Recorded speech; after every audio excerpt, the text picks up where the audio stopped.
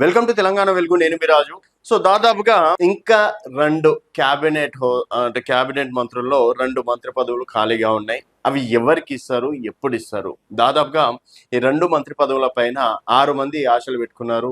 ఒకరు కోమటిరెడ్డి రాజగోపాల్ రెడ్డి గారు, అలాగే ఇక్కడ రంగారెడ్డి జిల్లాకు వస్తే పరిగి ఎమ్మెల్యే రామ్మోహన్ రెడ్డి గారు కావచ్చు, తర్వాత ఇక్కడ మల్రెడ్డి రంగారెడ్డి గారు కావచ్చు.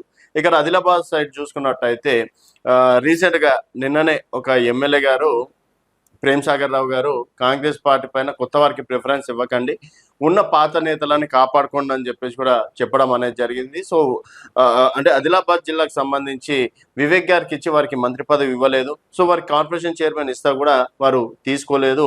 దానికి సంబంధించి అంటే దానికి సంబంధించి వారు అయిష్టంగానే ఉన్నారు ఆ కార్పొరేషన్ చైర్మన్ మీద. నాకు మంత్రి పదవి ఇవ్వండి అని చెప్పేసి కూడా వారు ప్రభుత్వాన్ని కోరుకుంటున్నారు. అయినప్పటికీ మరి వారికి మంత్రి పదవి వస్తుందా రాదా? సో ఇక్కడ ఆల్రెడీ ముగ్గురైనరు.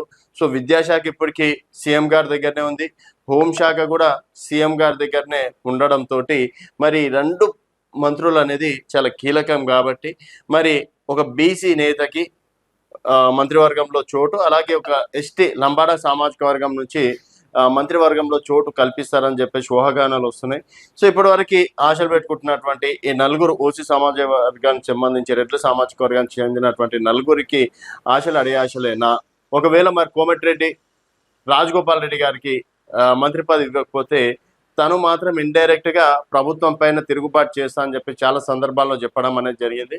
మరి తిరుగుబాటు చేసే అవకాశాలు ఏమైనా ఉన్నాయా? ఇప్పటికే మనం చూసుకున్నట్టయితే అనిరుద్ రెడ్డి గారు కావచ్చు, విజయశాంతి గారు కావచ్చు, కోమటిరెడ్డి వెంకటరెడ్డి గారు కావచ్చు, రీసెంట్ గా జీవన్ రెడ్డి గారు పార్టీ నుంచి వెళ్ళిపోవడం అనేది జరిగింది. ప్రేమ్ సాగర్ రావు గారు నేను విమర్శలు చేయడం అనేది జరిగింది. మరి మంత్రివర్గం తర్వాత ఎన్ని ఇష్యూలు అయితే అని చెప్పేసి కూడా ఒక టాక్ వినిపిస్తుంది. సో మొత్తానికి కేరళ ఎన్నికలు, ఈ 5 రాష్ట్రాల ఎన్నికల తర్వాత మంత్రివర్గ విస్తరణ అయితే ఉంటది. మరి ఆ ఇద్దరికి ఎవరికి అవకాశం కల్పించబోతున్నారు అనేది వేచి చూడాల్సిన విషయం. సో ఎవరై ఉంటారు అనేది మీ అభిప్రాయాల కింద కామెంట్ రూపంలో తెలియజేయండి. చూస్తూనే ఉండండి తెలంగాణ వెలుగు.